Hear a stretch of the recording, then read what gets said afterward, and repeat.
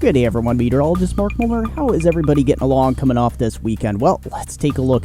Is there anything left in the tropics for us to discuss? I'll break that all down for you and tell you exactly what could be happening and if this tropical season is ready to end or if it will extend into December. We'll go over all that. And if that weren't enough, and here we go, is winter time finally here? Could this be our first accumulating snow and ice into the Northeast? Just how strong will this system be Tuesday night into early Wednesday? And will we be looking at a heavy snow and ice situation? I'll break down all those totals for you.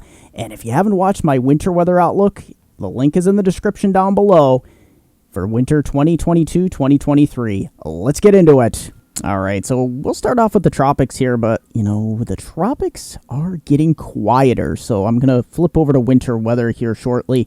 But let's back this up here, and we'll see exactly what we're looking at here. So, yeah, this is in the near term. This is Monday into Tuesday. You don't see, look at this. It looks pretty clear here from Jamaica, the Cayman Islands, all the way over to Central and Latin America. Look at this. All the Atlantic Caribbean island chains here looking pretty good. Wow, this is quite a turnaround from the last couple weeks. Look at this. Do we have any areas of interest, though? I'll go out in time. We do have a persistent area in the Bay of Campeche here. This is something I think we'll watch through the end of the week. This is Thursday, November 17th here. So, yeah, that's pretty persistent. We'll keep an eye on that. This time of year, you can get some Gulf of Mexico flare-ups. And we do have an area out here into parts of the Atlantic, too. Look at this, the intertropical convergence zone. But I do want to make note, there is some fast westerly wind shear here. And I'll show you that as these systems try to make a run for it. You can see they try to head west. You can almost see the showers and thunderstorms being sheared off to the east and the northeast of these systems. So as we go in time here, do we have anything really to worry about? Well, this system, if we back this up just a little bit. So that Gulf system feeds into a system here up north across Texas. This is Saturday, November 19th. So we get some moisture from that. We do have this area that's going to try to make a run towards the west here as high pressure builds in across parts of the Atlantic temporarily. And as you can see here, it does try to spin just to the north of Puerto Rico. This is by November 21st. We do have another flare up here into the Western Caribbean. You can see that's going to be heading into Central America here, but we'll keep an eye on it here. Look at this area, though, along the East Coast. This is the time of year we start to see coastal systems, and that should divert any tropical systems away from the East Coast. Look at this. So this is a persistent area in the Western Caribbean as well. We'll continue to watch that as we go through the Thanksgiving week here, but look at this. It's, we get the last frame here. It does look like an active intertropical convergence zone, but you can see it is sinking further to the south this time of year, as it always does. And I want to make note, there is just so much wind shear out here in the Atlantic. Anything that tries to develop will get sheared apart. Okay, so we are going to start off here. Look at the mesoscale update models here. This is essentially your future radar. We're going to take the NAM 3 kilometer. So, as we head throughout getting into early Monday here, we're still going to be dealing with some of these snow showers. Now look at northern Maine here. You are being clipped by a system. You can see there is some accumulating snow into northern Maine here. But look at this. We got the lake effect snow bands coming off of Lake Erie and Lake Ontario. We could see up to an inch, especially inland in some of these higher elevations. And look at this. This has got a Georgian Bay connection here. We might have some isolated areas getting up to an inch in some of these areas. But remember, the ground is still a little bit warm. So you got to cool that ground down a little bit over the next several days, and we'll start to get there. Some of these overnight lows getting down to the upper teens and lower 20s. So as we get into the rest of Monday, these lake effect snow bands really start to weaken by this point. So this is going to allow high pressure to build in. You can see that sinking air. But look what is just to our south here. We have an area of low pressure that's coming up to the Mississippi and Ohio River valleys. The first piece of energy will come up like this, and low will kind of be in this area, and then there'll be a secondary low trying to form here along the coastline, and it might try to make a run up the coast here. It's not expected to cause any significant, this is not going to be a major winter storm, but look at this. We have a large area of snow breaking out here across parts of the Midwest, parts of the Ohio Valley, so we could see some accumulating snow. It's not going to be a tremendous amount, but watch this as we put this into motion. This is 7 a.m. Tuesday morning, so watch this. Watch how quickly things fill in here. As we go throughout the day, Tuesday, this is 3 p.m., so this is your afternoon rush hour. Look at this in Pittsburgh here. We are looking at snow. Now, initially, it should be 35, 36, 37 degrees, so marginal for, any significant snow accumulations, especially on the pavement. But as we go throughout time, we get into the sunset hours. Now, watch this.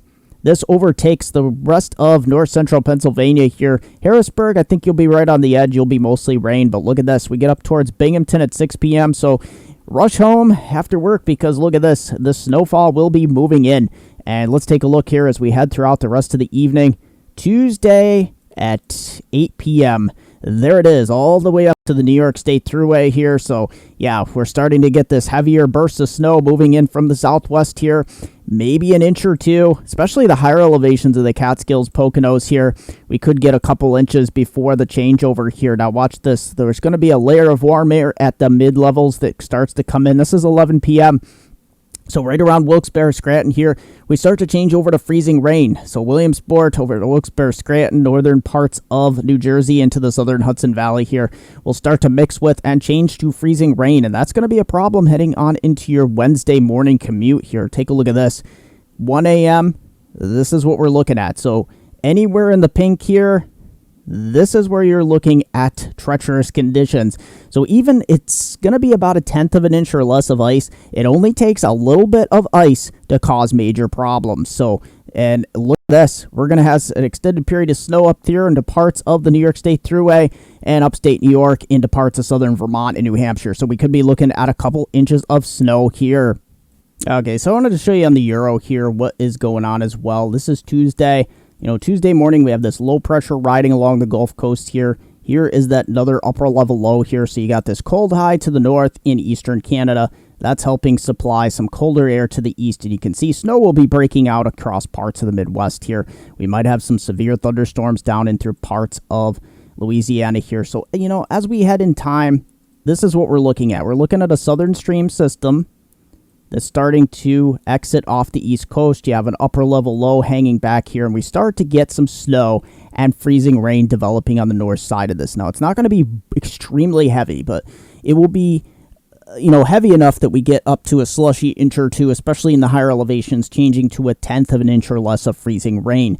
And my concern is, see this big old high here in eastern Canada? That will help supply and dam this cold air up in the eastern part of especially the Northeast and New England here. So definitely going to keep an eye on this as we go in time here. The Euro is pretty much on board with the GFS. You can see this is by, after sunrise here, 9, 10 a.m. So yeah, you're getting into this high pressure retreating to the east. It's helping keep that cold air locked in here across the Northeast. You see this low try to make a run up the coast, this upper level low weakening as the energy transfer occurs. And you can see we might get some heavier snow, especially into northern New England here, as this high pressure remains entrenched to keep that colder air. And we will see some lake effect snow showers behind this as well. You can see lake effect kicking in here as well. So this is pretty much in agreement with the GFS as well. And lake effect, we could see some pretty significant lake effect as we head downwind to the lakes here. Lake Erie, Lake Ontario, setting us maybe up for a Georgian Bay connection here across Lake Ontario and places to the southeast. And as we go in time, let's take a look and see if we got any chances of any large-scale systems. A lot of high pressure. We do have another small southern stream system that starts to really blow up, as it ejects out of the Gulf of Mexico. This is Sunday, November 20th. Now, I told you Thanksgiving week was going to be probably a really busy one across the East Coast, and it is. Look what we have on the northern fringe of this system. We have some snow, sleet, and freezing rain. Now, watch what happens here. This is a little far out, but look at this. Let's back that up one frame. We could be looking at an East Coast snowstorm here, a nor'easter. This is exactly what I was talking about this winter. We're going to start this winter off very active, and this is a 997 millibar low. Definitely nothing to sneeze at. Lots of moisture to work with, and we'll see if we have. I don't see any northern stream system here really combining forces with it at the moment, so we don't have that punch. But you see it remains pretty progressive. 989 millibars, that's enough to get some heavy snow and lots of wind here into parts of eastern New England. So we could be looking at our first big winter storm nor'easter here. We'll have to keep an eye on this as we go in time. There's still plenty of time for this to change, but this is the pattern we are in. And look at that, high pressure builds in throughout the rest of Thanksgiving week across the East Coast. So we'll be looking at a much colder Thanksgiving than they're used to here across the East.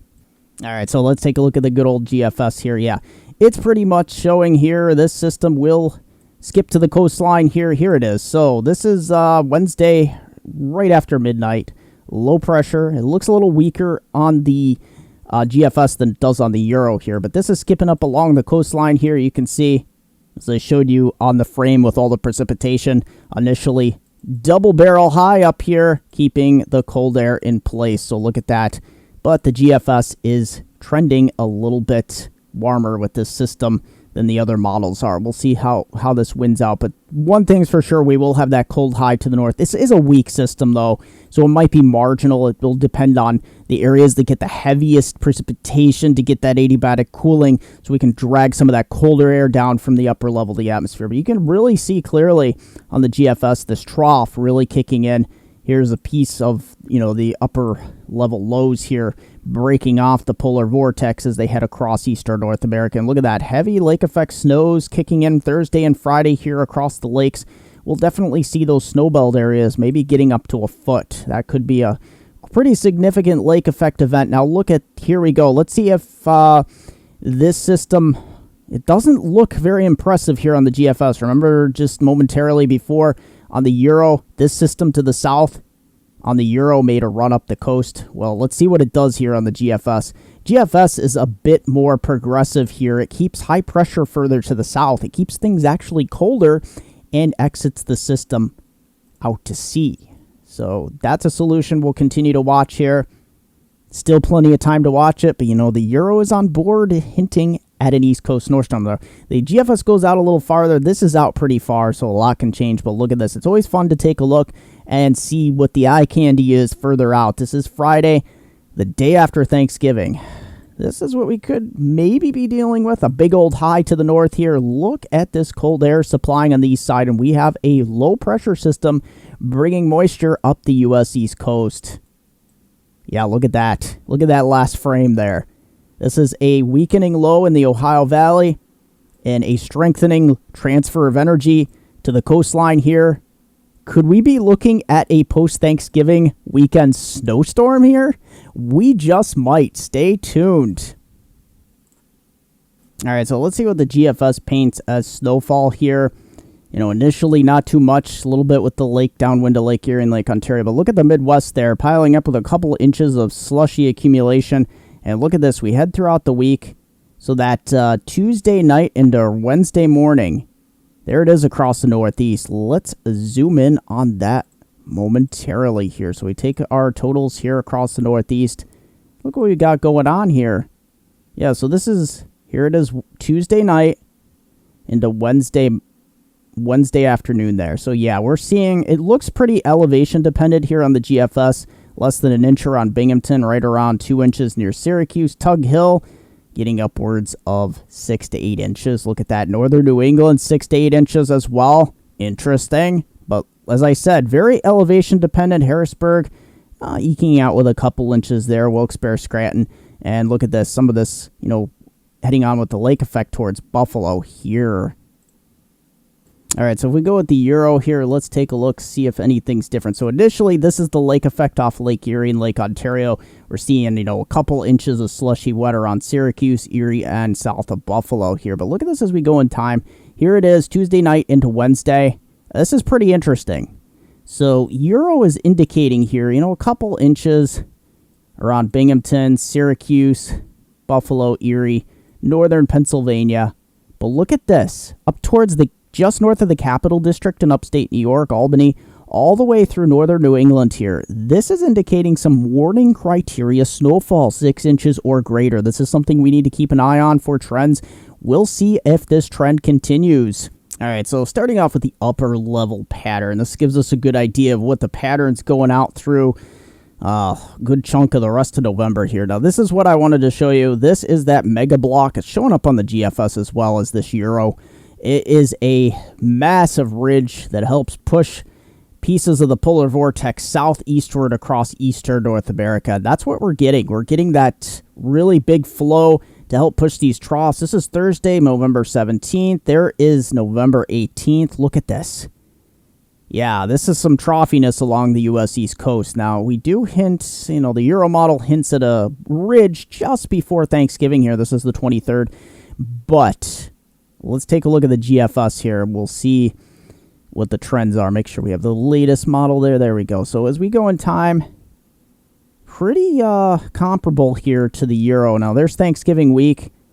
And there's that East Coast trough that could potentially, it's showing up on the Euro that we're going to have an East Coast snowstorm. GFS brings it a little bit more progressive into the south and to the east. We'll have to see if that holds on. We don't see a lot of blocking at this time up in Greenland. That's hence why it probably might go out to sea here. But we'll see how strong this high pressure is as well, whether it can exit out to sea or if it's forced up the U.S. East Coast. We'll keep an eye on it here.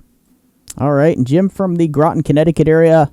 Earlier Friday morning, November 11th. A good start there. You can see some cloudiness moving in well out ahead of what the remnants of Tropical Storm Nicole. But take a look at this as we continued to head throughout the day. Later on in the day, things got pretty rough. You can see, look at that complete obscurity here. The ocean is riled up, and look at that complete and total cloudiness as the rainfall and the wind move to the north. Nice captures there, Jim. And here we go back on November 10th. John sending in a photo here from Jacksonville area, north of Daytona Beach, as Nicole was moving in with all that heavy rain and wind. Take a look at that. Cruising out there on the highway, keeping it safe. Nice capture there, John. All right, so you can see in the Eastern Pacific, things are just really, really, really quiet here. Look at this. There is no activity going out through the rest of the month here. So it's a quiet end to an active Eastern Pacific. Now, do we have anything to worry about out here in the Western Pacific? Yeah, things are really not going to calm down much. You can see we're watching this system in the Indian Ocean. It's probably going to become a cyclone here throughout the next week or so. We are watching this intertropical convergence zone southeast of the Philippines here. Here is our Philippines, and there's Taiwan, there's South China. So yeah, we're looking at the potential here. As I've showed you many times previously in the last couple videos, here is a potential tropical storm that might be developing by midweek here. I'm going to keep an eye on this system. It looks like right now it's taking it into the central and southern Philippines. So we'll keep an eye on it here. Here into the Indian Ocean, there is a system here that could potentially develop into a cyclone. And watch this as we go into motion. This first system across the Philippines, yeah, it looks like it'll probably become a tropical storm. We do have another disturbance here just north as well, so we'll be watching this system here. Let's get my pencil out here. This system to the south and another one to the north here. So things will be heating up a bit here in the Philippines. This is Thursday on November 17th, this coming Thursday. So as we continue in time here, you can see it remains really active here across the Philippines. Thankfully, I don't see a typhoon much developing out of this, but look at this. This is definitely a tropical in nature here. A lot of tropical moisture here around the central and northern part of the Philippines, and it will be a rainy time of it here across the Philippines. There's not going to be much sunshine, and look at this. Just south of the Philippines, we start to see some development as well. So the good news is here, this is through November 18th. There we go. We got some sort of cyclone over here towards India, but we'll watch the Philippines here. We have some other systems out here in the intertropical convergence zone, and watch this as we head in time. This might develop into something. The good news is I'm not seeing any large-scale areas of typhoon development. So we got a lot of these waves and tropical disturbances we'll be watching in time. And look at this. This might try to develop just south of China here. This is by Monday, November 21st. But look at this. You really start to see what is a front coming off the Asian mainland here. This is a big old front, and it's going to try to make its way southeast here. This might scour out, a lot of this tropical development as we head through the rest of the month. But look at this. Yeah, something does try to develop on the tail end of this front, and this is potentially a system that could develop into a typhoon here. Another system here in the northern Philippines we'll have to continue to watch. So things I expect to remain pretty active here, even though I don't see any large-scale areas of high chances of typhoons, it's going to remain pretty darn active for this time of year. All right, so we're starting off with the temperatures here. Take a look at this. Yeah, so this is your Monday. We have that big cold air across the plains. That's going to be pushing to the east. Look at this. We're cooling down into the 40s for highs across the Northeast, getting a little tad below normal here, below average, I should say. And that's going to continue heading on east into Tuesday, into Wednesday here. Take a look at this. We see a little bit of a moderating trend ahead of this next system. But look what's on the backside here. Highs only in the 20s into the northern plains. And look at that. We reinforced that colder air into the teens up here, into the Dakotas and Montana. Even into the Northeast, upper 30s, low 40s for highs, near the 40s along the coast. But look at this. For Friday, you really start to see this cold air bleed south. Look at that. Anywhere north of that line, you have a good chance of 32 or below. Look at that. We are really pushing that cold air to the south into Saturday. And look at this, highs only into the lower 30s across much of the Northeast here. So we're getting wintry as time goes on. And here we go with the extended outlook for my hometown viewers, Upper Susquehanna River Valley from Binghamton to Scranton. Look at this. It is a much different week. Yeah, sunny both Monday and Friday, windy on Friday. But here's the big problem. Tuesday, especially Tuesday night into Wednesday morning, before 10 a.m. in particular, we're going to see snow starting after midnight Tuesday night. And then heading about an inch or less, but then that'll change to freezing rain and sleet from 4 a.m. to 10 a.m. with up to 1/10 of an inch of ice of freezing rain. That's a problem for your Tuesday morning commute. That will meld off with changing to rain throughout the day into Thursday, scattered rain and snow showers, and then even colder on Friday. As always, I want to thank you for joining me for this edition of Weather Eastern and Hurricane Eastern and Northeastern as well. Guess what? Winter weather outlook. It's in the description in the link down below. Also the link in this video. You're probably seeing it on the screen now. Click it. Go to my winter weather outlook. Watch it. You'll love it. And Facebook at MeteoMark. Also Weather Northeastern. Also Hurricane Northeastern. At Twitter at Weather Eastern. MeteoMark.com, WeatherNortheastern.com.